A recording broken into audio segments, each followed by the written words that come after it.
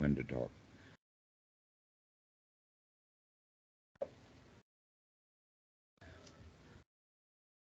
Well, Amit, today we're going to talk about Anicca, which is a Pali word, and it means changing. Everything is transient, nothing is solid, and it has a wide variety of uses, and it's actually built right into the Four Noble Truths and the Eightfold Noble Path.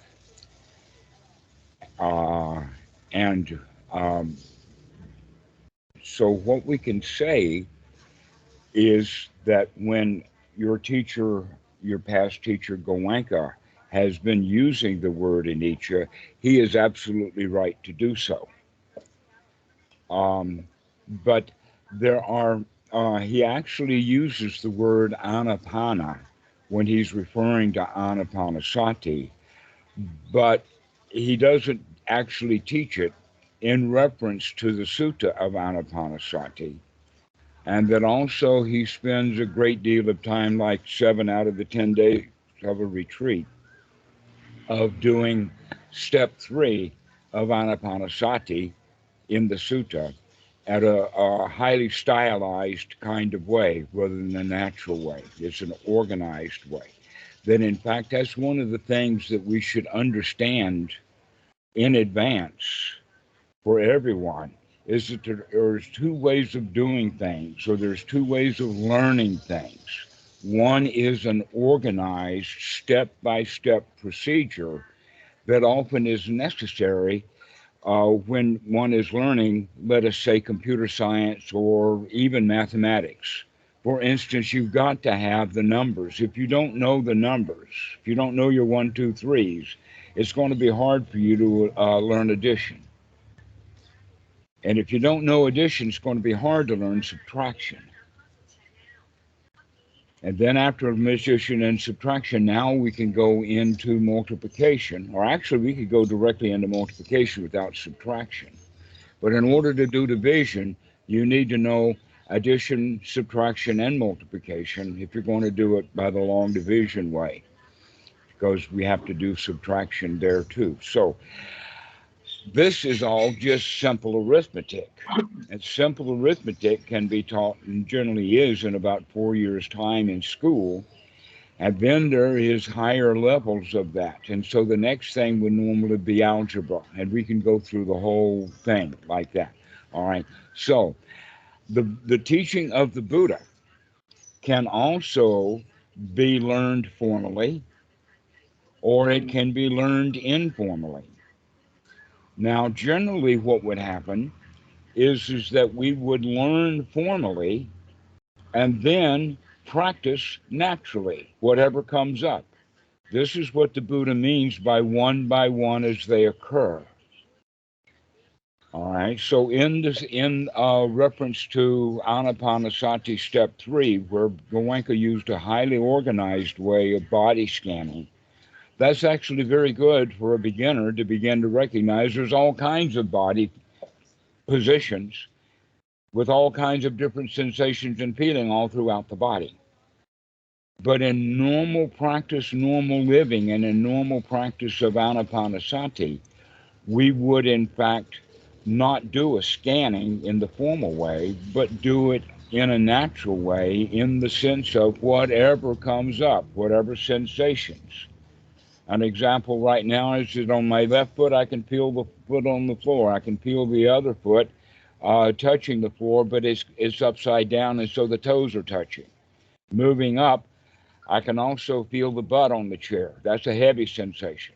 I've also got an itch on my tummy, etc., like that. All right. But whatever comes in that order, you don't have to do it in an order.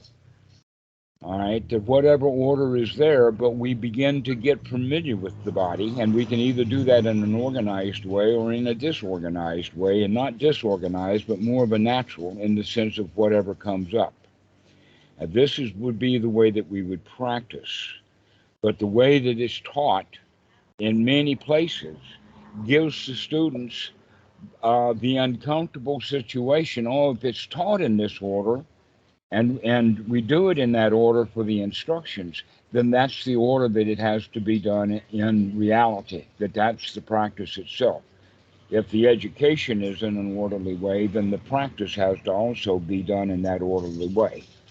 If that's true, we're going to miss a whole lot of stuff, because when we're looking at step 2, step 13 is banging on our door and we're not listening because we want to do step 2. All right. And in the natural method, when step 3 just approaches, step 13 approaches, you're already ready for him. He doesn't have to bang on the door. You've got him. Okay. So when we start off like that, we, instead of then doing it very formally, that Goenka actually has gotten a formal way of doing things. But in fact, that's also a propensity of certain groups of Indians in India. For instance, he was a Jain and so was Osho or Rajneesh, and they're both highly organized. The Jain religion seems to be highly organized. Is that news to you, or did you already know that? Yeah, I know that. Yes. You know that. Okay, good. So we're on the same page then. The next point is that, going back to the point about Anicca, that what we should be doing with Anicca is actually observing and guiding the change. You see, because of Goenka teaching at an organized level, he never really got through the teaching. You can't do it all in 10 days, maybe not even in a year, if it has to be organized. And so most students, especially in the West, and those that talk to me, I just normally take the natural approach. Now, basically, I can get through the organized way of talking about it because it's very easy to do. There is the Four Noble Truths, and that needs to be taught as a lesson. And then the Eightfold Noble Path would be taught as a lesson, and then the Anapanasati Sutta would be taught as a lesson. But oftentimes, those 3 lessons get mixed in together because they're highly interconnected. And that I would say that possibly part of the reason why Goenka teaches what he does is because he's got already a full slate of stuff that he's got to teach, but it's all at a very, very basic level. And that he does not see what's basic the way that I see basic. And I think that's because, you see, there's a circumstance, and I'll go ahead and tell you about it, is that after the British were kind of thrown out after World War II in Burma, and a military junta took over, 1954 and 1953, something in that time, and that military junta then formed a new government, and the formation of that new government had a top official named Uba Khin, and he was the Treasury Department dude, and he was Goenka's teacher, and he had some good friends within the Sangha. And so right from the very beginning, starting about 1954, Uba Khin started having lessons mostly for the employees that he had under him, which would be, all the accountants basically of Burma. And that Goenka was familiar with some of them, and so he got into that course. And he'll say that the original reason that he took this Vipassana retreat by Uba Khin was because he had bad headaches. He was worried way too much. And so by 1959, which was only 5 years later, the Burmese government took the wild idea that, we can manage our own country. We don't have to manage it the way the British did. Because the way that the British managed Burma was by bringing all of the already well-known, let us say, the well-educated Indians who knew English, who knew accounting, and who knew all of that kind of stuff. And the British then installed an Indian brigade to run the country of Burma. Burma wanted to do that themselves, and so by 1959, they were throwing Indians out left, right, and center. And out with Goenka also. He was deported from Burma in 1959. Luckily enough, he deported a whole lot of money with him. And so that was the beginning of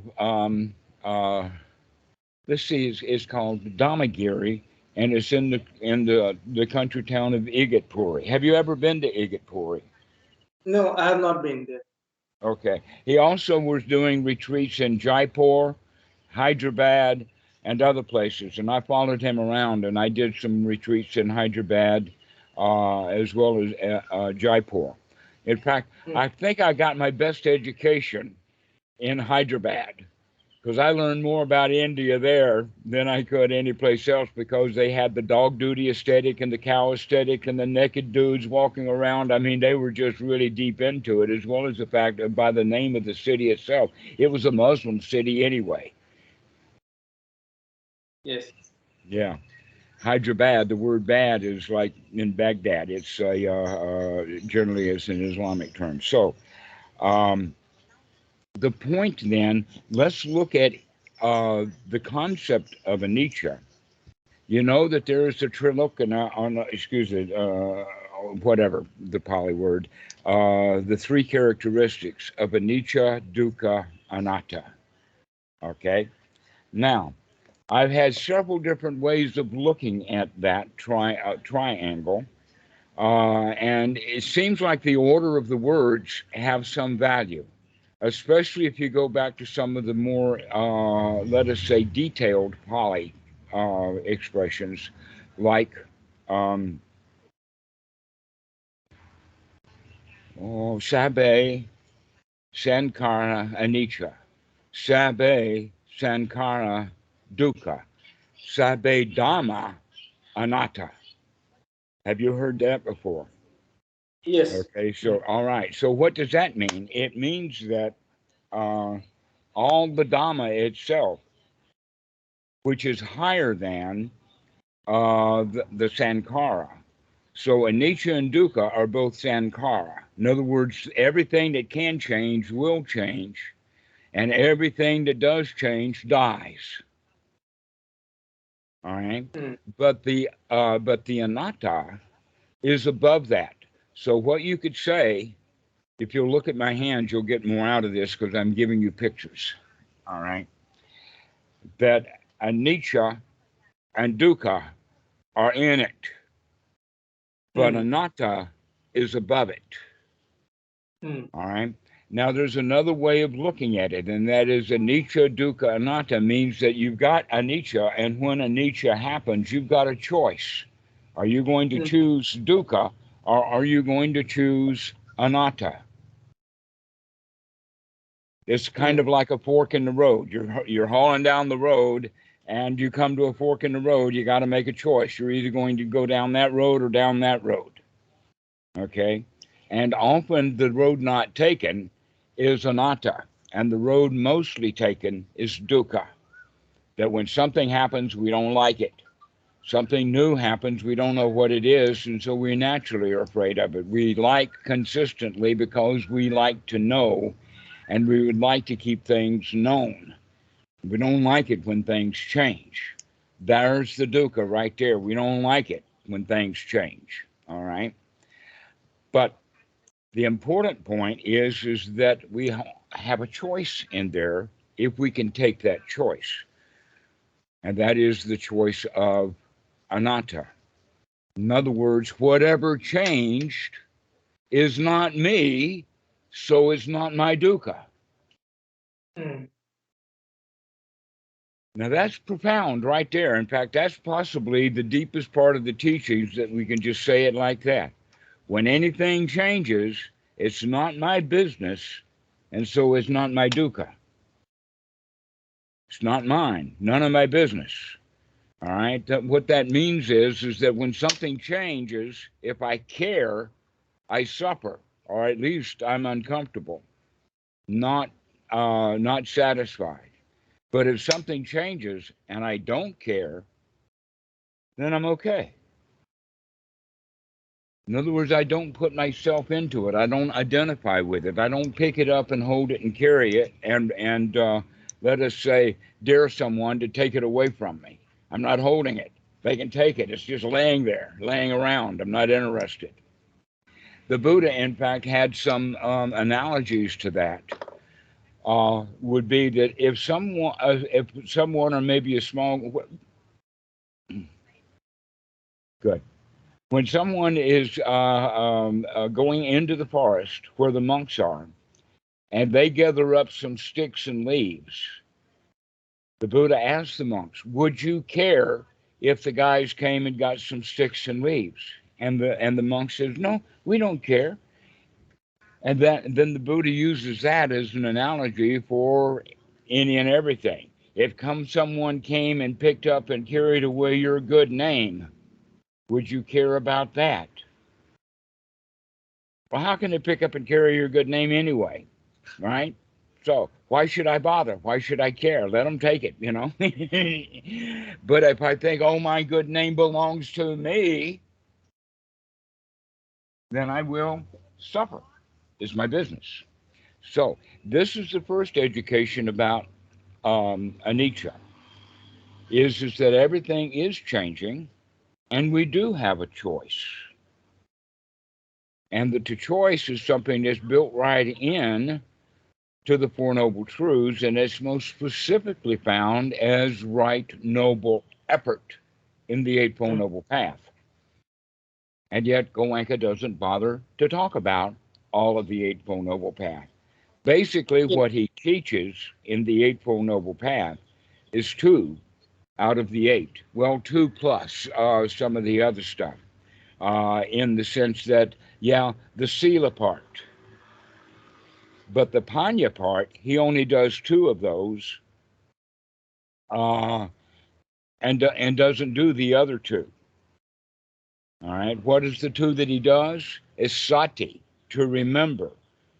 He teaches that strongly because he keeps saying, when the mind wanders away from the breath, never mind, start again. That's the sati. To wake up and to recognize that the mind has wandered away from the breath. That's the sati. He emphasizes sati. And he also investigates through the body scanning, investigation, to investigate the body. Well, maybe that's the thing to do in a 10-day course. If you have a 20-day course, and after 10 days of investigating the body, now we'll actually investigate the mind. But the fact is that we can't practice it that way. In order to investigate the body, we have to investigate the mind. And that, in fact, if we're going to have the choice about it, then the Buddha recommends long breath. To understand it, to have sati, in fact, sati of the long breath, that requires the mind to begin to control the breath to make it long. So already we're making a change. Yes, go ahead. So yeah, this was also my confusion, and once I also asked one teacher, assistant teacher of Goenka, about this changing breath, right? And they say you should not change, you should only observe. He does And not know what he is talking about in the form of what the Buddha teaches. He is only saying what he has heard.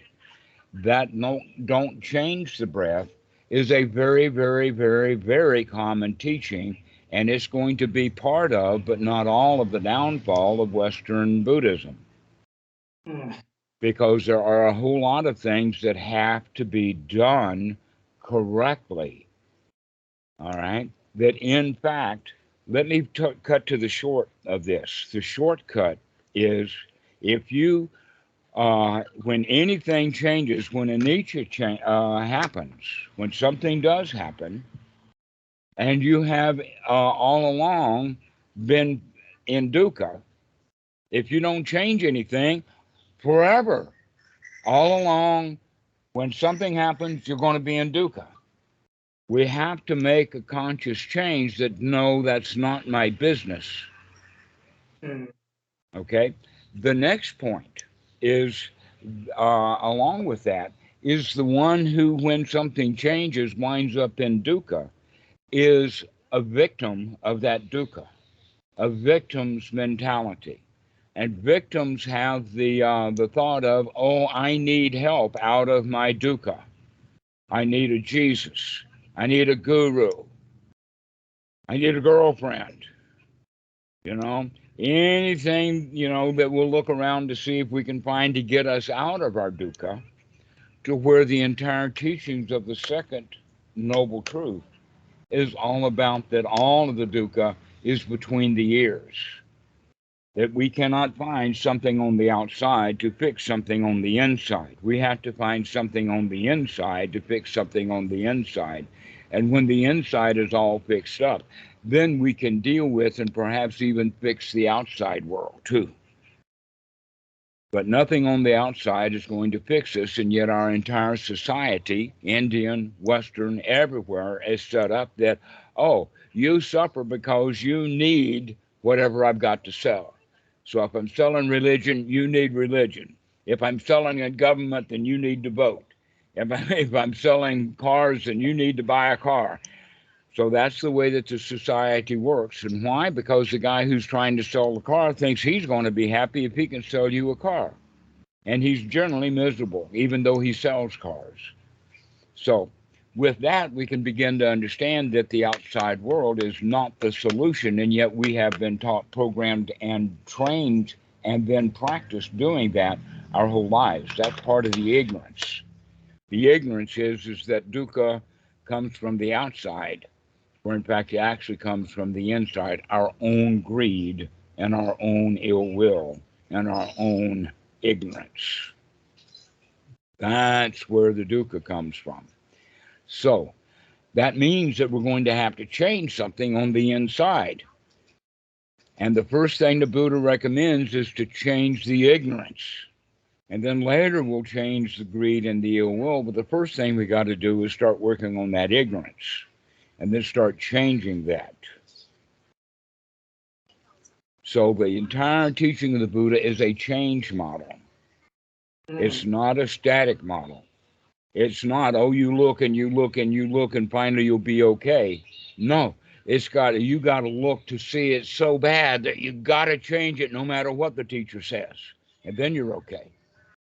All right, that in fact, that's the Vipassana model, which is also built into the 16 stages of insight. Have you ever heard of a document coming from, basically it's out of the Visuddhimagga, but it's got its roots back to the Pacceka, probably about 200 AD. But by 450 to 500 AD, all 16 stages of insight were already set up. Are you familiar? You said you were familiar with that, right? I know a little bit, and this was one reason I stopped doing Vipassana, Goenka Okay. method, because once I read that, okay, you have all this, I was thinking you are going for a happiness, but then I read, okay, you go into this pain and misery and frustration, and then I said, no, I don't want to go there. Right. That in fact, in Western Buddhism, they've even labeled it as the dark night of the soul.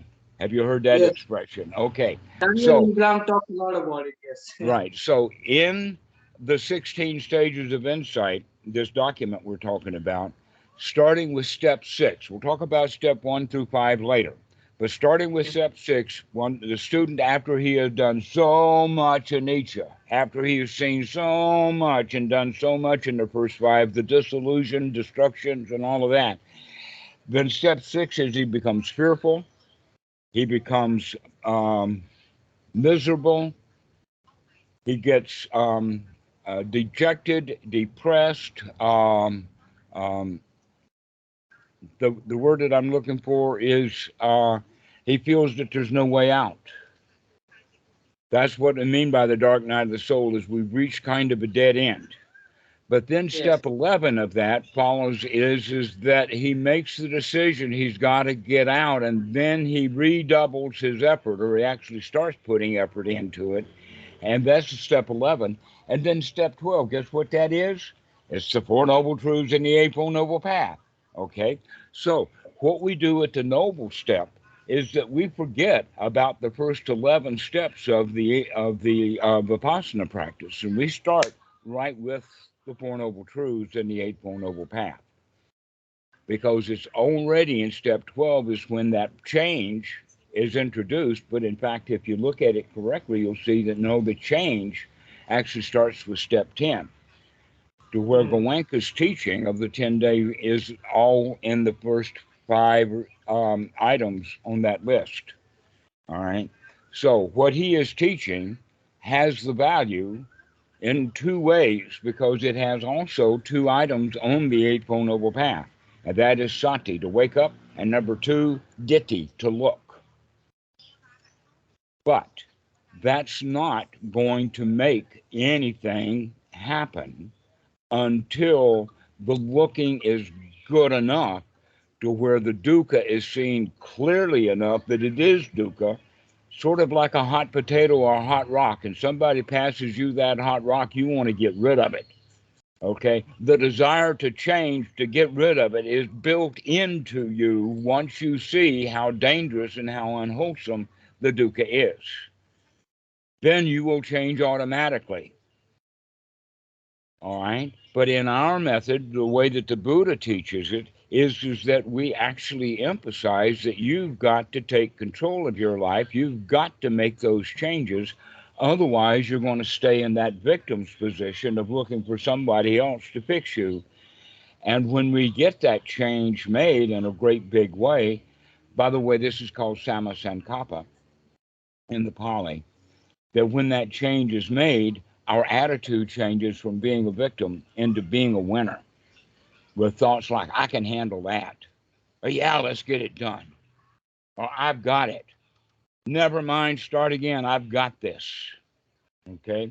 That's the attitude that we change from poor me, this sucks, into, wow, I've got it made. And that's a change of attitude, and it's required. Yes, go ahead. Yeah, so one thing is also one thing you learn from Goenka method and also Saida method is change will only happen when you pass through dark night of the soul, right? So they say this is like a necessary You stepping. have already been through enough dark nights of the soul to be able to see the dukkha. You Yeah. already know dukkha. In fact, that's one of the things that when we get into the Eightfold Noble Path, that's a question that students are often asked, and we can clear that up. All right, the students, basically, the Eightfold Noble Path then starts with right here, right now. In the sense that Anicca, yeah, things are happening right now. Let's look at the things that are happening and changing right now. Let's not stay in the past, because the past is already dead, solid, buried, okay, gone. And the future is yet to be, doesn't exist except between the years. So the past and the future only exist between the years. Right here, right now is happening in reality right here, right now. So when Goenka is talking about the body scanning, the students are bodily scanning right here, right now. If you're doing Anapana, they're doing the Anapanasati right here, right now. We can't contemplate or look at or enjoy a breath that happened last year. We had a lot of them back then. We weren't paying attention to them. How do we know what they were like?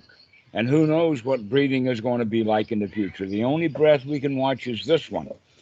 Okay, that's an important quality, but I don't think Goenka actually puts it out like that.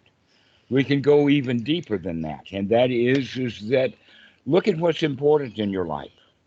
Everything that's important in your life is not going to be important when you're dead. So the only thing that's really important is staying alive, being alive. Well, you can go for years without sex. You can go maybe 30 days without eating, maybe 5 days without drinking. But how long can you go without breathing? Not 5 long. minutes, Maybe 4 minutes. maybe 4 minutes, and by the 4 or 5 minutes, unless your will's really trained and really well skilled, you're in desperation, about to die, knowing that you're going to die if you don't get that breath.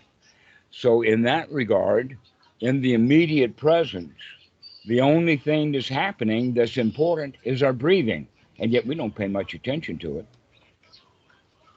When we would understand, like in the Goenka retreat, how important the breathing is, we'll say, right, I'll hop right on it. But because that's not explained, it's difficult to figure out. This is why people go through a dark night of the soul, is because they're struggling with what is dukkha and what is not dukkha. But we can get educated, we can get a very, very good map. For instance, if you're going to go to Los Angeles and you know that somebody lives on, let us say, 15 Court, you got to go all over the city to find 15 Court unless you got a map, something Google, to say, oh, the city looks this way and you're here and you can get over there that way. All right. So, Vipassana practice is practicing without a map. And the Buddha gave a map. And the map is the Eightfold Noble Path. We got to practice and follow that because there's a real method there. And the Goenka and the Mahasi method both only practice well 2 items of the 4 that are needed. And you can find this in Sutta number 117. I will go so far as to say that after about 3 years of Goenka, I eventually left. And the reason that I left is because I knew that whatever he was teaching, there was something missing in his teaching. He didn't have it. But when I got to Thailand, I began to figure out what some of those things were that was missing. That in fact, when most Westerners, let us say, begin to study Buddhism, they treat kind of the Four Noble Truths and the Eightfold Noble Path as sort of like prerequisite material. You got to kind of learn it, and then we'll go on to the good stuff. But the entire practice is nothing but the Four Noble Truths and the Eightfold Noble Path. That's the only thing that there is. And Anapanasati is the only method that the Buddha gave. Now, this was a question that was really, really well done back in sometime between the 1930s and the 1950s, because Bhikkhu Buddhadasa in Thailand made that assertion that the Buddha only taught one kind of meditation, and it is the Anapanasati Sutta. And he got such an uproar because those who knew about the Satipatthana Sutta and all of that, they wind up with 40 methods of meditation. Okay, have you heard of that? That there's 40. 10 of them, by the way, 10 out of them are the charnel ground meditations, which the Buddha stopped teaching because some of his students, he went away and came back, and he asked the guy there, where is everybody? And he says, they're all dead.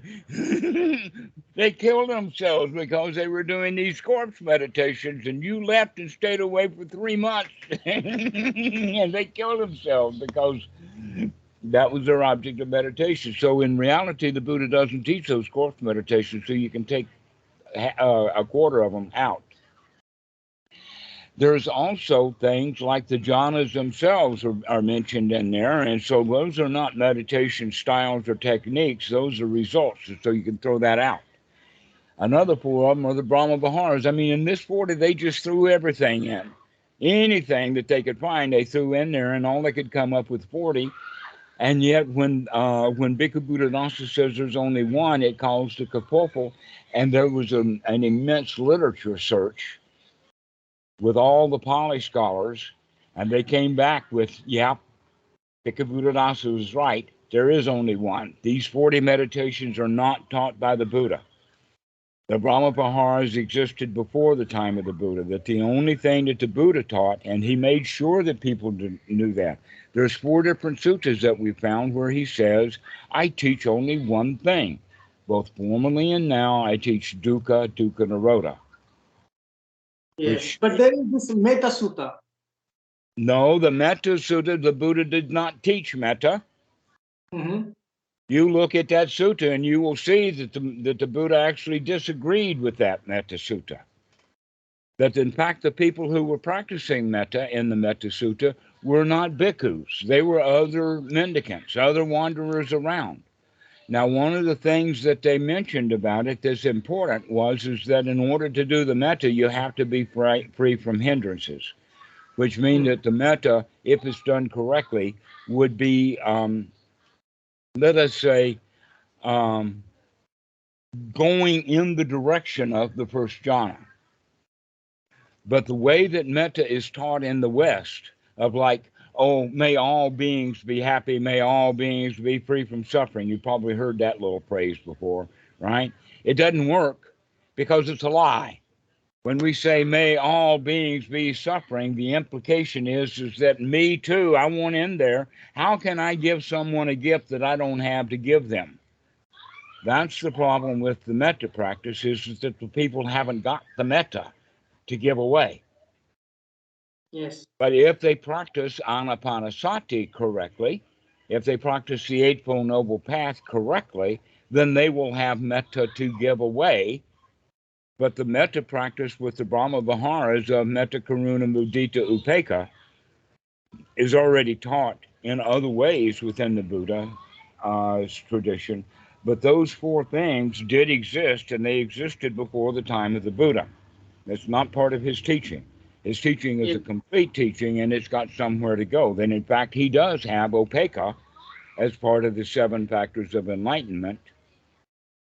Okay, so upekkha is there. Yes, go ahead.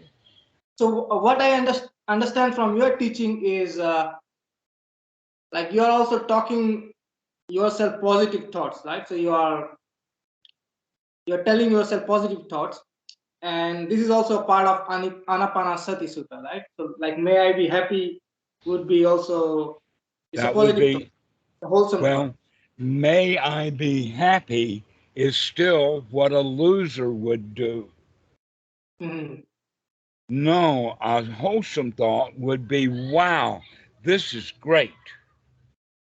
Okay, one of them is going towards metta, and the other one is already on the other side of metta.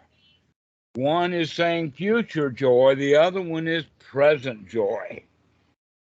That's the difference, you see. Okay, yes. That we have to practice and get the present mind in a present pleasant state, and Mhm. then it can deal with metta. But when the mind is not in a pleasant state, there ain't no such thing as metta, no matter how many little phrases people will say. There's not there. It's said from a loser. May I be free from suffering is a wish that's often given to some abstract thing out there that's going to help me, that's going to give me my wish. All right. And so already that's from a victim's mentality. But when you understand the Eightfold Noble Path correctly, we can add that next ingredient. So we've gotten the first two. We've gotten Santi and Ditti. The third item on the list is very right effort. And the right effort is to look at every thought in the present moment. Whenever we remember to be in the present moment, we look at the kind of thoughts that are in the present moment, like in the past 3 to 4 seconds. And if they are unwholesome, we change them to wholesome thoughts. This is right there in the sutta.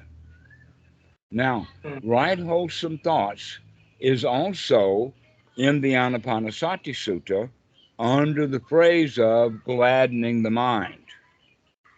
Now, one thing though, the thoughts in the mind and the condition of the mind are distinctions that are worth making. So the state of mind that you're in is what we're brightening. We're gladdening the state of mind, which is actually gladdening or brightening and coming out of the victim's position into the winner's position that way. Immediately, we can begin to get into the winner's position. We're going to make it a habit. We're going to make it really big and powerful, but we can't even practice in the beginning without having a little bit of confidence that we can do this. And so that's part of my job, is to give the students the confidence that they actually can do it and get benefit. Now, the teaching of the Buddha is actually in the Dhammapada and many other places. It says that the teaching is good in the beginning, good in the middle, and good in the end with the right phrasing and timing. All right, so that's what my job is to get the right phrasing and timing so that the students can practice good in the beginning and get benefit immediately from it. and then continue in the middle. All right. But the Goenka retreats is like oh hell in the beginning, and it gets even worse in the middle, and they quit the course before they get to the end. Yes. And the Mahasi method is kind of like okay in the beginning, one hell of a dark night of the soul in the middle, and nobody ever gets any further than that. All right. So this is Daniel not. Ingram, Go ahead. I was listening to Daniel Ingram, and he said he went through this dark night of the soul, and then he came out of it. Yes, which meant he changed. That's the Yes. whole point. He did make it past there. I congratulate him for being able to make the tremendous effort now, the redoubling of the effort to actually come into the Eightfold Noble Path and start getting someplace. Yes. That in fact, why should we throw the students into a great big forest and tell them that you've got to find your way to the cabin without a map? Why don't we give them a map? And the important part of the map that's missing is right effort. That we have, and that's right there on the Eightfold Noble Path, to make an effort to change our attitude, to make a change to our mind state, and to make a change to our thoughts, and to make a change to the breath.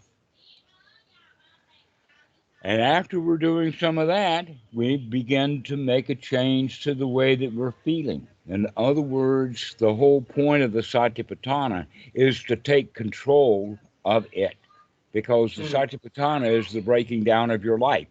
And it is better to be in control of one's life than out of control. We grow up out of control of our lives. We're all victims, all hoping and looking and wanting and hoping that everybody gets what they want and all of that kind of stuff. But it ain't the winner's attitude. The winner's attitude is the teaching of the Buddha. You know that the Buddha was known as a lion.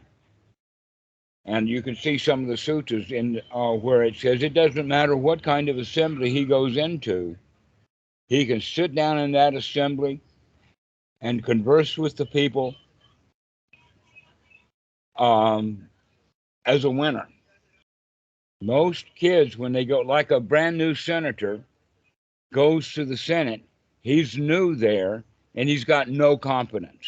The Buddha is saying that it doesn't matter where he goes, he's in charge of the place. That's the way that we begin to live. When you walk into Walmart, you own Walmart. When you walk into the Senate building, you own the Senate building. It's yours. You've got it. Okay, that's the kind of an attitude that I'm at home wherever I go. This place is mine in that regard, as opposed to the victim's position of this is a dangerous place. I don't know my way around. Okay, so we're talking about an attitude. But the point that I'm making here is about our feelings. Because if you can control your feelings and control the way that you feel, then you actually are in control of your life. But the way that we do it is by working with the mind and working with the body, and then together they will work on the feelings. This is how that's done. Is with the body, we have to make it real, in the sense of whatever we're going to experience in feeling has to match reality. And so in the body, the reality is that we're going to be practicing in a safe place. We do not go to the police station or to the prison to practice anapanasati. We don't practice it on an airplane full of people. Okay? We practice it best alone, away, in seclusion. The Buddha was really big on seclusion, to get away from it all. Why? Because in seclusion we can feel safe and comfortable. And so the body has to be safe and comfortable.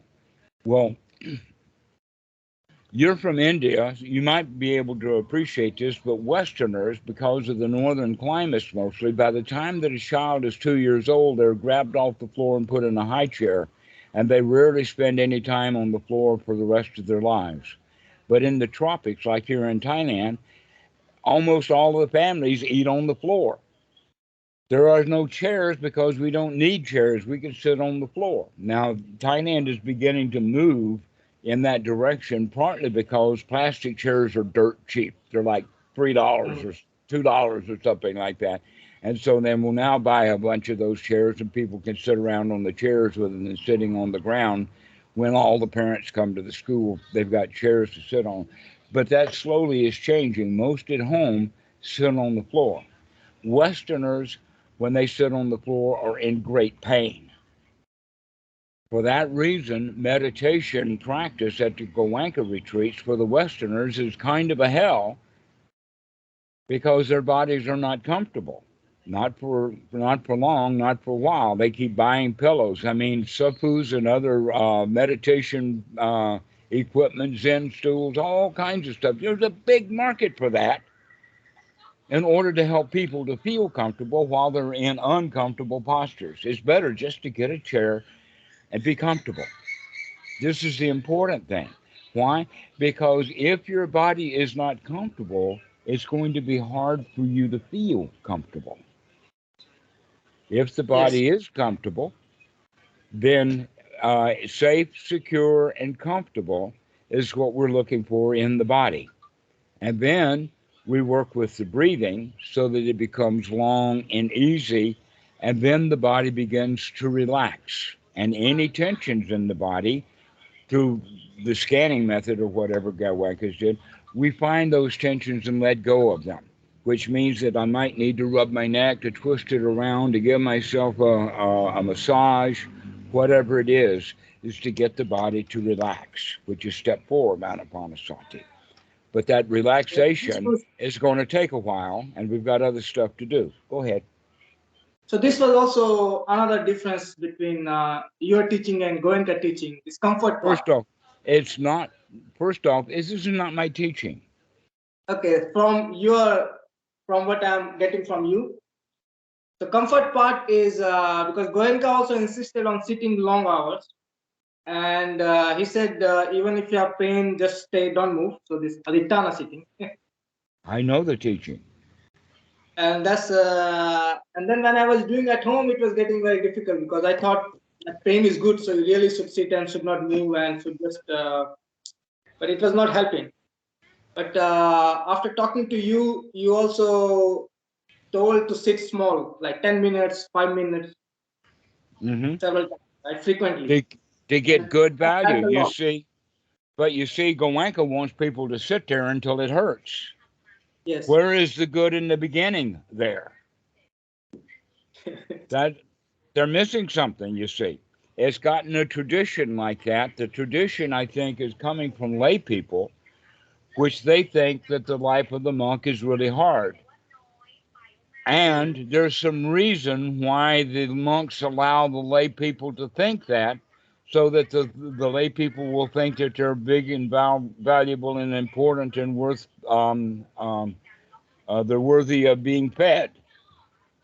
Okay, but the real point is that the life of a monk is dead easy. In fact, that's the whole point of it: is stop working so hard. And meditation is not a work. Meditation is learning to stop our working. Except that the problem with the word meditation itself holds that connotation of work through the Christian use of the word meditation. So meditation is not something that the Buddha taught. He taught it in the sense of the word practice. And anapanasati is the only practice method that the Buddha gave in order to practice the Eightfold Noble Path. And we can see how that operates directly through the two sutras together. So we wake up, we take a look, and we make a change. We wake up, we take a look, and make a change. All right. These can be seen in step 9 of Anapanasati, of the investigation of the mind. And step 10 is gladdening the mind or brightening the mind. So those are both on that idea of change. And the breathing is used in the sense of the sati, but sati is in other places in the Anapanasati Sutta, but the name of it is sati, Anapanasati, right? So the waking up. so that we can look at the mind, wake up, look at the mind, and make a change. This is the Eightfold Noble Path over and over again. And then the Buddha says that to wake up, take a look, and make a change. These three things run and circle around each other to build the skill. To wake up, take a look, and make a change. What are we looking at? Dukkha. All right? The dark night of the soul means that people can't see the dukkha until it grabs them by the throat, and then they're in the dark night of the soul. What we're practicing here is we're actively in a good mood going out and looking for it, because we're looking for the really tiny little dukkhas and throwing them out. Because if we can keep throwing the little dukkhas out, we're not going to have a city dump of a mind. We're going to clean the mind whenever we see it, starting right from the beginning, to where both the Goenka and the Mahasi method, they don't do the cleaning. They just get really good at recognizing they live in a junkyard. But with the actual practice of the Buddha is make a change, to change that dukkha, to remove those unwholesome thoughts and to replace them with wholesome thoughts. Now here's the point. Both Goenka and the Mahasi talk about the hindrances. The hindrances are well known. They're all over the sutras. I can give you 15 or 20 sutras that talk about the hindrances. Sutra number 39 is brilliant about the hindrances. Sutra number 48 talks about them in great detail. But the hindrances have to be dealt with before the mind can get in anywhere, like into the first jhana. That's the first jhana factor of the first jhana. The very number one is coming out of the hindrances.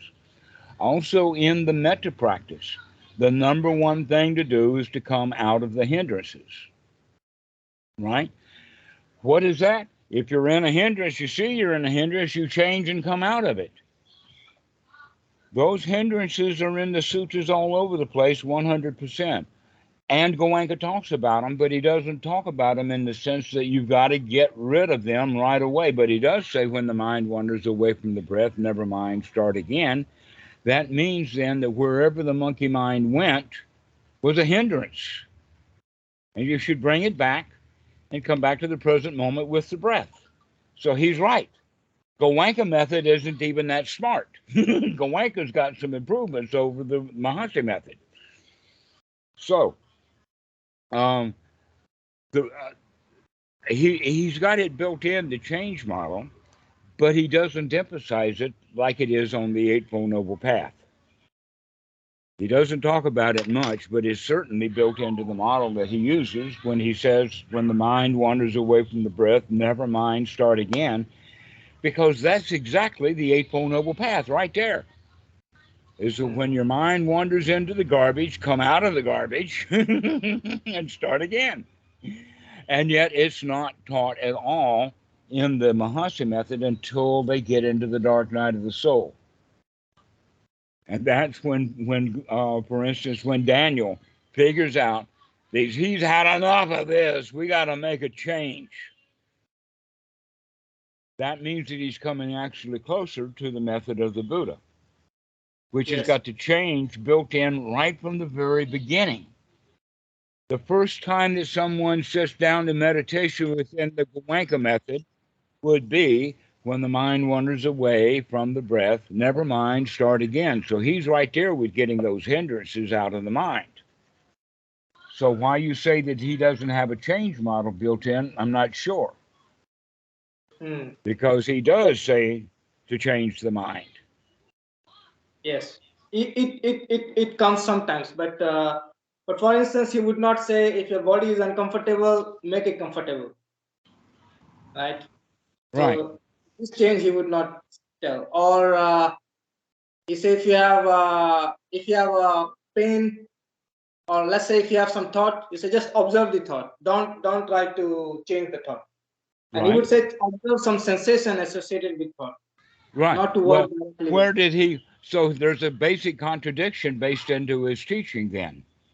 If you have unwholesome thoughts, then just let them be unwholesome thoughts. How does that fit in when the mind wanders away from the breath, never mind, start again? Those are two contradictory statements. Yes. Yes, they are. He also gave this example is, for instance, if you are angry, and then there are some methods which say, okay, you count instead of, Oh, so just all count right. till 10. But you say if you are doing it, it's not good enough, because then the anger is still there at a lower level and you are suppressing the anger. Yeah, except So that rather you should you watch can't your suppress it. You can't suppress it at all. There's no such thing as suppression. Not in reality. Suppression is kind of like a misshapen bad understanding in psychotherapy, and that lingers and lingers. The way to look at it is not something that's buried deep, but rather in this moment it doesn't happen often, or it happens frequently. But whether Yes. it's buried or not, that's also, they say that then things are lurking in the background. No, they're not lurking in the background. These thoughts are happening, but when that thought comes, it's in the foreground. And then the next thoughts will be in the foreground. There's only foreground thoughts. There are no background thoughts. There are, let us say, events that come into the foreground for short periods of time, and then we think that they're in the background, but that's only a way of speaking. The reality is one thing happens after another after another. Okay? So there's no such thing as suppressing anger. What that means, though, is that you will have angry thoughts less frequently if they're suppressed. And in that regard, I'm glad. It's better to have them right there, suppressing them means that they may, in fact, be less frequent and less frequent and less frequent, especially if you are guarding to make sure that they are less frequent. So when thoughts of anger come up, we can say, never mind, start again, come Yes. back to the breath. So this is an important point, that phrase, never mind, start again, actually puts the Goenka method quite superior to the Mahasi method, because they say when the mind wanders away from the breath, never mind, just let it go. Hmm. Rising, touching, sitting, rising, falling, touching, sitting. Forget about it. Just let your mind just wander away. Just watch it wander, you know. It's like when the horse runs out of the corral, they are out of the barn, you shut the barn door after the horse leaves, okay?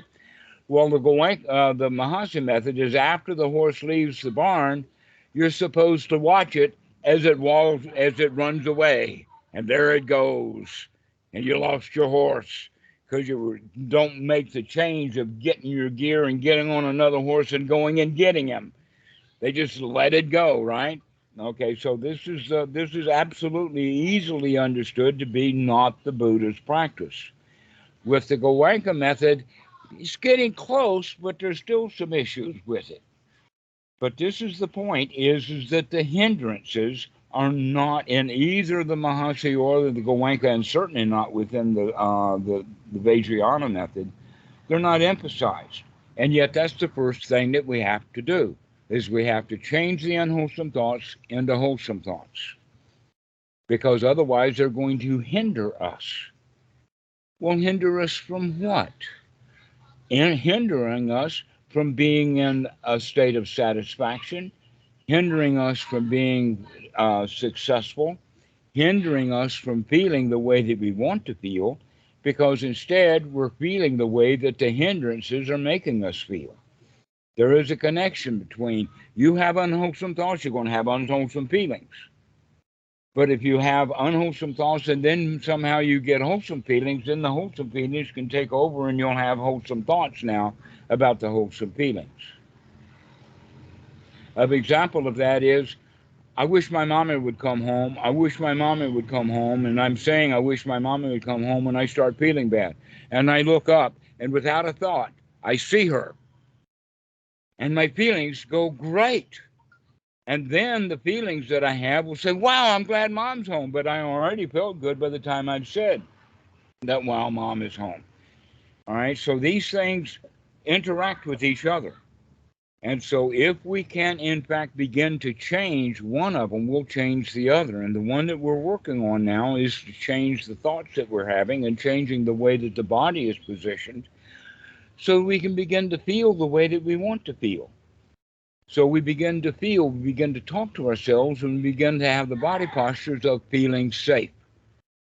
Feeling safe and secure is number one item in the practice of Anapanasati. Why is that? Is because almost all of human problems come from fear. Anger comes from fear. Sadness comes from fear, the fear of loss. The fear of, oh, poor me, what's going to happen to me now when mom dies? Okay? It's all fear. Sense of loss, sense of doom, any of those kind of negative feelings have the feeling of fear mixed in with them. In fact, that's the primary method of the self preservation instinct, which takes us back then to anatta. The self preservation instinct means the ignorance is, because of the change, I've got to feel bad.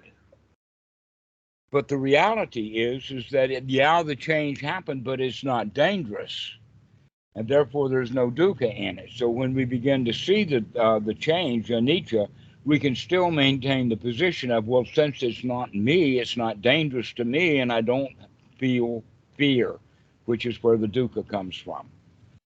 This is a good point to understand that when we don't care, then it's not dangerous.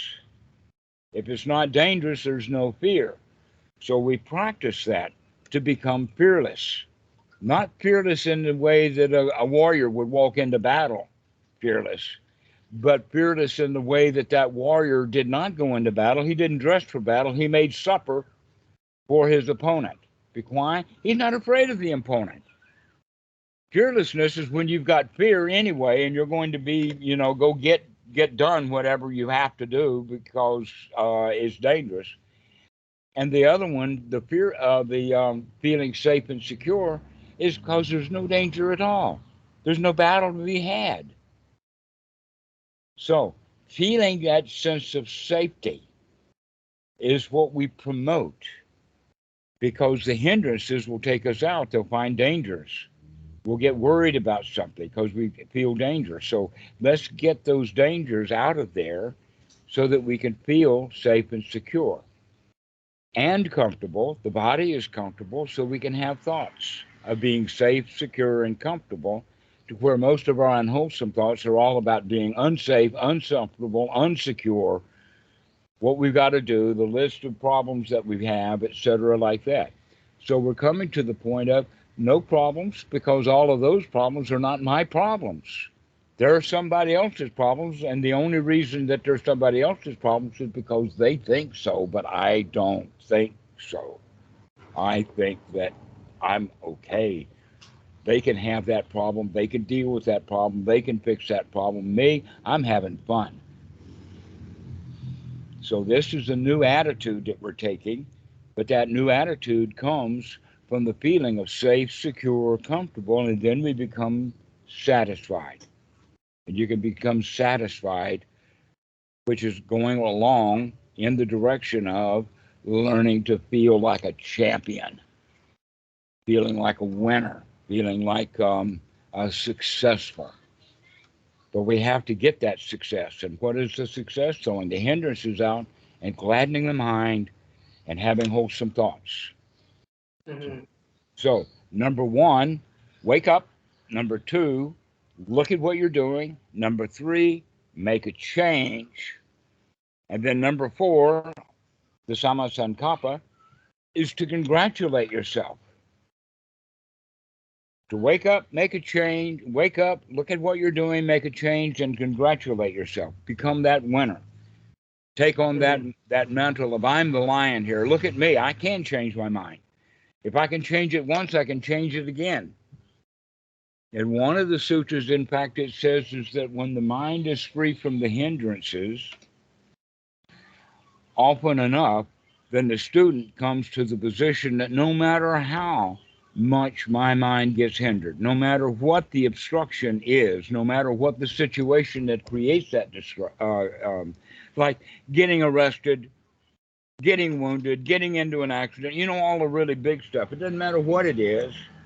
I can get out of my bad mood about it and come to the present moment and see reality as it is. No matter how hindered the mind, I can come out of it, see the present moment as it actually is. Now, that state is a state that the Buddha calls introduction, or the first step. This is the first knowledge that is noble, that is super mundane.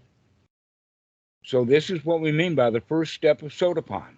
The first step, the first entry into Sotapanna is an attitude change from the attitude of, oh, poor me, into the attitude of, I can clean out my mind. That's an important point. The first knowledge. And the last point about it is, not only is it noble, is it super mundane, and it is part of the path, the Eightfold Noble Path. This is also not held by ordinary people. Only a few people are capable of removing the hindrances to the point that they know that they can do it anytime. Okay, that's the first step of the Sotapanna, is that knowledge that I can do it. It's that budding or the brand new winner's mentality. So this is where the change comes in, and that's Anicca. Everything is Anicca, but we can learn to control it by watching. And after we get Anicca changed, then we can gain the benefit of the success of having changed it. And our attitude changes. So now we're only working with 4 items on the Eightfold Noble Path. Only 4. And look how far we've come. That in fact, when we put those 4 together and integrate it, the mind itself becomes integrated and whole. It becomes unified. We don't get into arguments with ourselves. We don't have full of doubt. We don't lie to people or to ourselves. Okay? This is the right unification of mind, is referred to in the Pali as Sama Area Samadhi. Now, the Samadhi that we're talking about here is unification and organization, not concentration. The Buddha did not teach a concentration. He taught an opening. Concentrating is getting small. Samadhi? This is the word samadhi. It means gathering all of the factors together. That's what it means. It does not Samadhi mean... or samadhi? It's the same word. Samadhi, okay. It's the same word. It's just different pronunciation by different people. It's the same word, spelled the same way, and misunderstood in exactly the same way. And so, because of our timing, I'm not going to go into a great deal of arguments and details about why it does not mean concentration, which is what it says in English translations, but whether it means exactly is organization, unification. So when the mind is unified and organized, what that means is that you don't want anything, that you're satisfied, that things are good enough like they are right now. So, if that's the case, then if you're satisfied and don't want anything, it's unlikely to kill somebody to get it. If your mind is satisfied, organized, and you don't want anything, it's unlikely for you to go steal it. Or to go rat people out. Or to tell lies to protect yourself, because you don't need to protect yourself, because there's no self to protect, because you're satisfied. Okay, so in this regard, we're practicing Sila Samadhi Panya, which is not the order for ordinary people. The beginner always goes Sila Samadhi Panya. But the point is that once they get Panya, now they can practice the Noble Path, and the Noble Path is to take that Panya to develop organized, wise mind, and therefore we're not going to harm anybody because we see the dukkha in that. And I'm not going to go do the dukkha because I can see it already. Okay, so the Eightfold Noble Path is the beginning of the path, which is good, the middle of the path, which is the samadhi, which is good, and then right upstanding moral behavior, the noble behavior, then would be good in the end in that regard. So Sila Samadhi Panya is always the sila is painful, the samadhi is painful, the panya is painful until it becomes noble, and then there's no more pain in it. The noble path is good in the beginning, good in the middle, and good in the end. And so, with our knowledge, with our wisdom, we develop an organized mind, and with that organized mind, we have high quality morality. Also, this sila is so there's also these precepts, right? The precepts that you're talking about is for the children and for adult Westerners' introduction to Buddhism. It's not the teaching of the Buddha. Because a lot Precepts are of them, not. for me, like drinking beer, right? So people in Germany, so this is their cultural. This is like a cultural thing. So they drink beer. So in a sense, they are breaking a precept. But I think Well, it's not. I didn't write those precepts. I didn't write those precepts. The Buddha didn't write those precepts. Who wrote those precepts? Were they before when Buddha came? No, those things I think were developed maybe about the 1st century BC, 400 or 500 years after the time of the Buddha is when that stuff became ritualized, formalized, and organized, rather than left at a natural place. Now, in the Great 40, the sutta about the Eightfold Noble Path, they have the right livelihood after, that's the last on the list, with right speech and right action, with a great deal of detail in there. But there's nothing about alcohol. There is nothing. That, in fact, the precepts are part of right action, which is not killing, not harming, not taking things that are not given, and sexual misconduct, those three. And then the fourth one is right speech, which has also the detail of not malicious lying, not not deliberate lies, not malicious gossip, not expletive language, and not frivolous language. Okay, but malicious gossip is very common for people. They don't know that they're breaking the precepts, even though because all it has in the precepts is musawada. Musawada we ramani sakavadam samatiyami. And that musawada has a whole lot of stuff built into it from behind. But the alcohol is not there. In fact, everything about alcohol is in the Vinaya or the Vinaya, where the stories are, and that the point is that the use of alcohol is common in all kinds of places. So the monks were not forbidden alcohol. It's a medicine to rub on your arm and places like that. And in fact, mouthwash and other kind of products have alcohol built in them. So alcohol is not the problem, and the use of alcohol is not a part of the patty malt. But getting drunk on alcohol is heedlessness.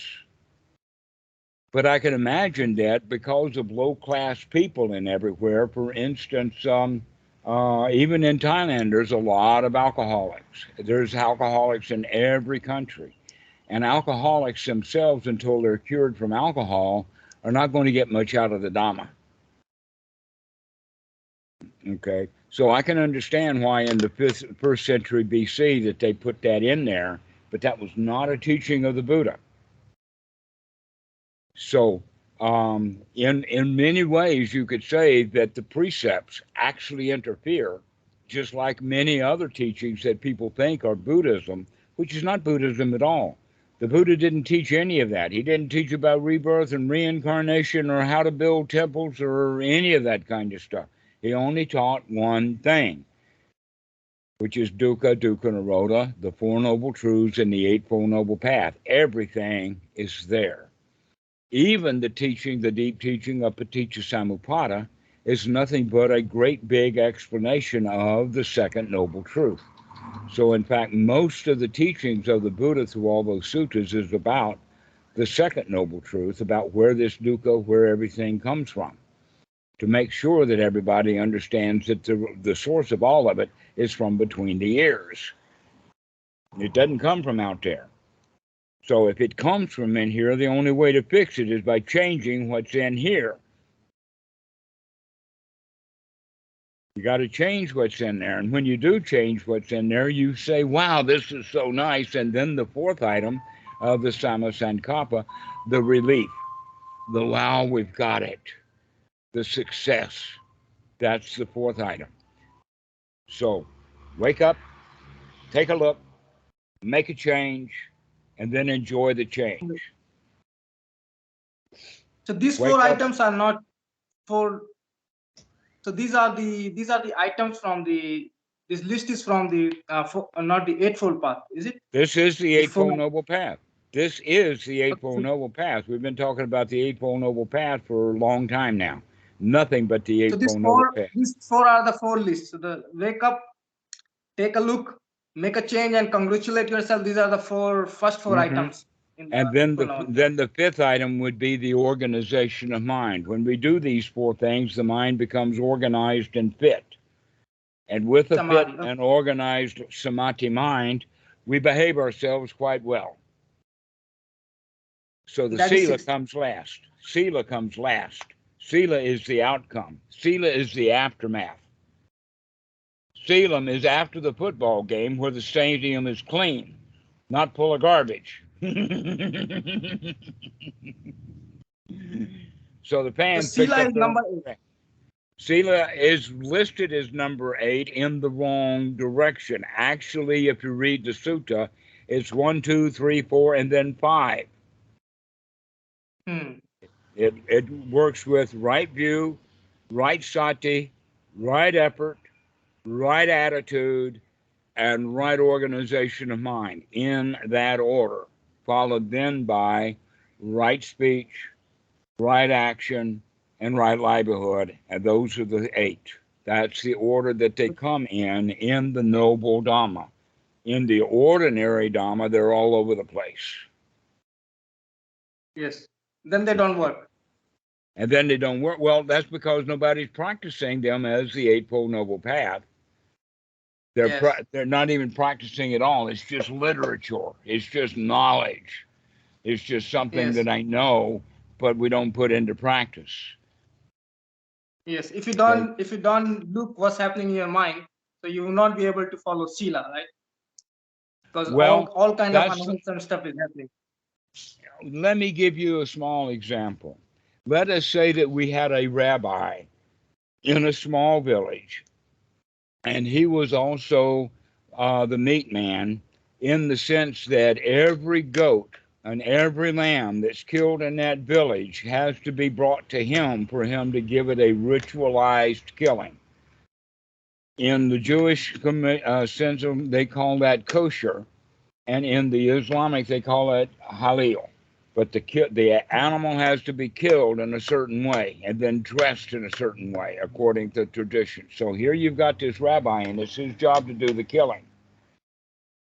And he goes out there with his killing knife, and this guy's brought this lamb or this goat, and he looks at the goat, and the goat looks back at him in a certain way that the rabbi has compassion. He has empathy. He can't kill this goat. This is too important. The goat is alive. I can't kill it. So that means that in that particular moment, his mind, he walked out there as a Jewish rabbi about to kill the goat, but something happened and his mind became noble. And then he couldn't kill the lamb. If we can, in fact, foster and endear and practice having the noble mind, then we won't be doing so much killing or anything else, even if that's our job to kill. A noble will not kill animals for a living. And that rabbi would probably be a much higher class religious dude if he didn't do the killing. Okay, so this is the example then that we'll use to recognize that at any moment in time, when any kid who is about to hit another kid and then stops and doesn't do it, it's because his mind became noble enough that he stopped doing it. That we can wake up and remind ourselves, and everybody can do that. But the noble one is the one who does it often.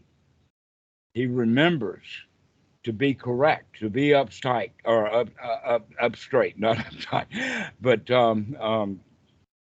correct.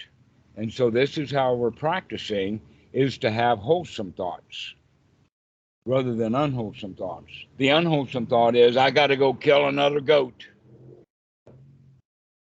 But the wholesome thought is, wow, that goat is so beautiful, it deserves to live, or something like that. Okay, so this is how we begin to change our mind. So the Buddha's method is completely built upon a change method. That's why Anicca, Dukkha, Anatta is talked about the way that it is because we got a choice. Are we going to go for the Dukkha, that means that we're in it, that we are the Dukkha? Or are we going to go for Anatta, which means the Dukkha is not mine, out it goes? But we have to make that change. So the Buddha's model is a change model. Goenka knows enough about it to say, never mind, start again. The change is built into that. But within the Mahasi method, they don't even know that much.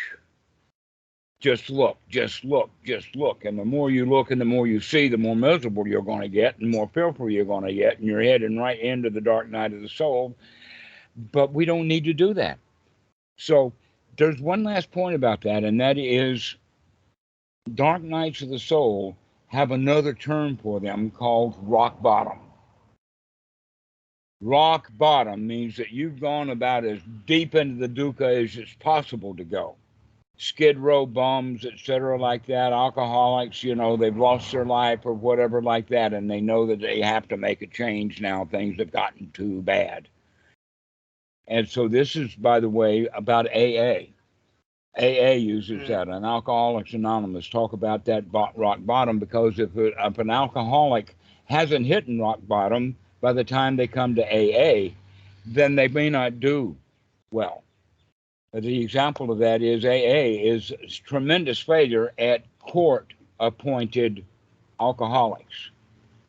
If the judge says, Mr. Alcoholic, you got to go to AA, that's doomed for failure. But if Mr. Alcoholic decides he's got to go to AA because he's suffering enough, then he'll get some value out of AA. You see what I'm talking about? Okay, well, the same thing applies then to the dark night of the soul. But the point is that if you are an adult, if you are smart, if you are wise, if you are in look, you don't have to have a ton of dukkha. You can see a little of it and do something about it. This thought, a thought of revenge, a thought, I'm going to get that guy. Wait a minute, I don't have to think about him. He's not here. Or if I had a fight this morning with Aunt Susie, and now I'm sitting and thoughts of that argument with Aunt Susie comes up, and I can say, wait a minute, I don't have to think about Aunt Susie right now. She's not even here. Why am I suffering and complaining in my own mind about the argument that I had, planning the next argument, in fact, when in fact I can sit here and enjoy my life without Aunt Susie? She went to town anyway. She's not even here. Why should I be worried about somebody who's not even around here? Okay, so this is how we begin to practice, is to recognize that many of the thoughts about many of the people that we think about are not here. So there's no reason to think about them. We can have a whole lot of fun while they're gone. We don't have to bring them here in our mind. So the best thing to do is... Pardon? So this reminds me, this alcoholic anonymous story you were telling. So this reminds me a story about Richard Feynman. Okay. He used to drink socially, and once he got an urge to drink alone, and he was going to a bar, and then he realized, oh, actually this is not good, because then he will start drinking again and again, and then he might become an alcoholic, and then immediately stop. Then he make a rule that he drink only when he is in a group, in a social context. So he changed. So he Okay. didn't need to go to the rock bottom and then Okay. stop. So he made a rule when he found out that if he's alone, he'll drink. Therefore, he's going to make a rule to keep him out of it. Right? Yes. Okay. Well, a lot of people make a lot of rules in meditation rather than just merely practicing correctly. Okay. Mm. And so one of the things that we're going to see happening is that a lot of the rules that we have already made, especially those long ago, are inappropriate and cause trouble because the rule is Mm. there. Okay, for instance, old people can't get around, but if an old guy who was a great athlete and he's got the rule, he's got to be the very best at the athletics. When he gets old, now he's miserable because the body can't do what it used to do. He needs to drop that and give himself permission to get old now. It's okay to be Yes. old. You don't have to keep going the way that you used to. So the rules have to change. Not only to the thoughts, but eventually also even the rules, to where if we're doing it correctly, we wind up with only one rule. And that is the entire teachings of the Buddha, dukkha, dukkha nirodha, which means in this moment, I've got a choice to either take dukkha or anatta. And that's the only rule that I'm going to have is dukkha or dukkha nirodha. That's the only rule. But look how many rules. I mean, the IRS has what, 80,000 pages of rules. Just to speak the English language, we have thousands of rules. People who spoke Hindi as natural and then learned English as an adult, there's a lot of rules changes, including the way that the face moves and whatnot. So you can imagine just how many rules there are, hundreds of thousands, if not millions of rules. And we can just drop all of that. And in the moment, we can choose one right rule, and that is friendliness, joy, no suffering, no anger, no remorse, no revenge, just everything is okay. Dukkha nirodha. That's the only rule that we should have, to be friends with ourselves and to be friends with others. But that takes a huge amount of change, a huge amount of rules to be thrown out, to be investigated and tossed out. Files to be deleted takes time and effort to delete that stuff. Otherwise, it gets in the way. Yes. So that's what it's like. That's all it is. And there's not really that much difference between the Goenka's method. He just didn't have all of the details lined up. And a Yes. lot of people have so much trouble in there because they're basically missing that one point that, hey, guys, why should you come here to work? In fact, he uses the word, you got to work. You've heard that. You got to work. The Buddha doesn't say you got to work. The Buddha says you got to stop working. You got to Yes. stop. Work itself is unwholesome. Yes. And one another thing with the Goenka, I don't think it was from Goenka or the teachers there, but they discourage you to practice with other methods. They say, okay, this is a method. You just keep this method and Oh, but don't try that's other. an old thing. And back in the old days when I was around, most of the students who went were Indians, not Westerners. Mm. And as you know, within Western Buddhism, we're very limited in our practices. But in India, with all of the pujas, you can imagine that there is a huge variety of stuff.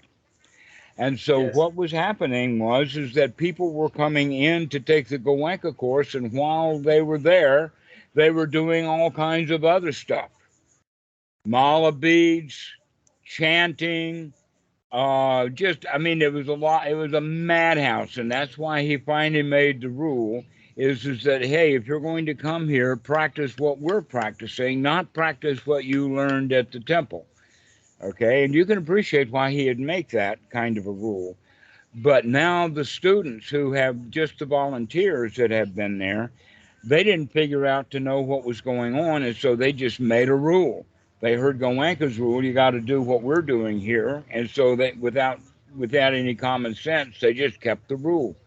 It's passed down Yes. from generation to generation. I mean, there are a lot of cultural stuff where people in a particular segment of culture will do the most ridiculous things to all of the other subcultures around, but it's part of their culture. And so everybody does the same thing within that culture. Like, for instance, wear the same kind of clothing, or not drive cars, we drive buggies, that kind of thing. Or in India, there's all kinds of different practices and whatnot. So um, that's the reason for that.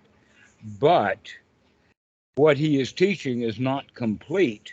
So those students, volunteers that they have, are actually harming their audience by making the kind of rules. Oh, you've got to do it exactly this way, and this way is exactly broken. It's not complete. Doesn't have what you need. Okay, and so there's one more thing in there, and that is that Goenka, like most gurus, did not set up a lineage. He has no successors. That in fact Uba Khin did. We have Goenka, Mother Sayama, John Campbell, and several others. Uba Khin encouraged people to teach. But at the Yes. Goenka retreat, there's no teachers. There's a videotape. Yes. Yeah, what does that mean? It means that Goenka himself was too lazy to train a lineage. And so don't trust any of the volunteers at a Goenka place because they were not authorized in what they say through the lineage. This is why lineages are really, really important, like little lineage with Achan Cha, Bhikkhu Buddhadasa, many different lineages in Thailand, but we can trace it all the way back. In fact, I can trace my lineage back to 1860, 170 years ago. Now, that's pretty well traced down. But we can only trace Goenka back just one generation to Uba Khin, though we know that some of the people that Uba Khin associated with. But here's the problem. If there's no lineage, then the teachers themselves don't feel really qualified to teach because they didn't get the authorization to teach from their lineage. To where that's exactly why I'm out here on the internet, is because Achan Po, my teacher, has asked me to come spread the Noble Dhamma on the internet. And so I can because I'm authorized to do it. If he hadn't ordered me to do this, hey man, I'd be hanging out. I wouldn't give a flying rep about all of the students in the world. They're not my trouble, not my problem. But when you do call, I have a ball. I enjoy my calls. So Yes. start to enjoy your life. That's the whole point that I'm making about Goenka, is that he didn't set up a lineage. But I have several students that I am encouraging to teach and to set up so that we can have, not necessarily in the robes, but we can have a lineage so that we can trace it back to know where things come from. And that Goenka didn't do that. That was one of his major failures, was no lineage. Yes, but Goenka lineage is coming from Uba King, right? So, Well, but it so stopped what? with it stopped. I don't know, in fact, whether Uba Khin has any further lineage or not. But when Goenka died, Uba Khin's lineage with Goenka died because Goenka did not have any students who became teachers. That in Yes, fact the assistant teacher, but not. within the Goenka training system, within all that they have, the organization that's occurring there, if one person came up and says, I will teach a Goenka retreat here, they'll say, oh, no, you won't. We're going to go with the tapes. We don't want real teachers here. We want old tapes. You can come Yes, and volunteer, but you can't teach, yes. right? Which means Do you that know why the lineage Goenka? is dead. But somehow Well, Goenka retreats become super popular. So do you know why they got so popular? I And they are don't think everywhere. that it is. In fact, I don't think that it's being super popular. And part So of the they have reason retreat that centers isn't all over the world. all over the world is kind of a how do you say, grandiose term. Yes, Hmm. there are retreat centers in the United States. I think two. There are centers in Thailand. One. There are centers in India. Three or four. There are. I don't. No, there are There's. many. There. In India, there are many centers. Okay, but they all So do the tapes. See, in fact, you could say that one of the reasons why it can grow is because they don't have the teachers. They'd use the tape. But my point is that it doesn't matter how many people take a Goenka course. If not one of them gains nobility, then what's the point? Then, yes, in fact, I would go so far as to say that yes, the Goenka method is in fact the first grade. It's the second grade. And I would rather students have gone through the first and second grade with me rather than me have to teach them the first and the second grade before I teach the third grade. Or low school, middle school, high school, or maybe university, whatever system that you want in there. That the Goenka system is a beginner's course. It's for beginners. And that most of the people who take those courses don't go back. They don't go back because the first one was too hard. yes, yes, Or they do go back because they're hard too. yes, But in fact, that's what seems to be with the Goenka method is the people, I gotta have it, I gotta have it, and I gotta have it, and I'll put in so much work and work and work and work. And I'll take those kind of students because what I want to teach them is, hey man, stop working so hard. That this actually the teaching of the Buddha is easy. And yes, here's part of the issue with that one thing, and that is that our thoughts and our feelings are what we use to base our speech. What we say will be the base of what we do. What we do over and over again becomes the base of our habits, and our habits become our destiny. Now, everybody wants to change our destiny. They want to change their whole life, and that's a whole lot of work. But the teaching of the Buddha is really simple because we're not trying to change the destiny. We're not even trying to change the habits. We're not even trying to change our actions or even the speech. What we're trying to do is to change this thought because this thought we can change. And that's mm, the only practice is to change this thought, to change this thought, to make this thought wholesome, and to make this thought wholesome. And doing that over and over again begins to build the habit. So the practice is easy, but it has to be done 20,000 times. It's like you got a whole big, let us say, bag, maybe 100 kilograms of sand. And that's going to be a really, really, really heavy thing to carry around. But you could cut that bag open and fill a teacup with sand and then go deliver a teacup of sand over and over and over again. And the delivery is the work, but the sand is easy just to keep just a cup full. All right. So yes, that's the way that the Goenka method is trying to pick up the whole bag of sand and tote it around, and it's really heavy. The same thing with the Mahasi method. With here, we emphasize, oh no, just 1 teaspoon of sand, just one cup of sand at a time. That's all we're dealing with. And pretty soon we can deal with, because we have done it so many times, we've actually got quite a pile of sand over there in the Noble area.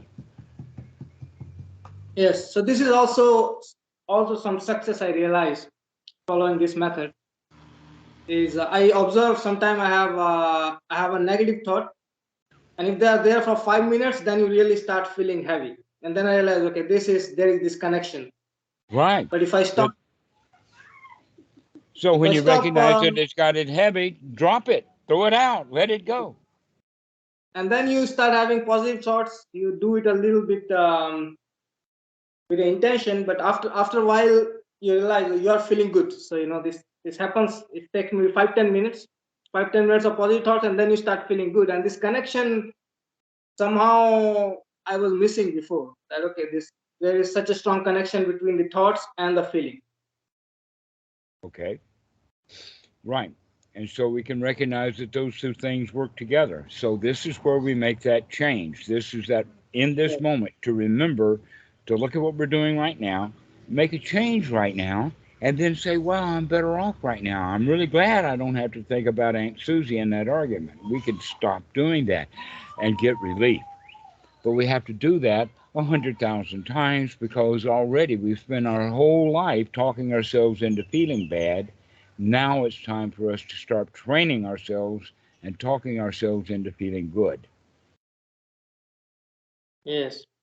And a lot That of times the thoughts are just happening, even though you are doing some work, you are cleaning a house or something.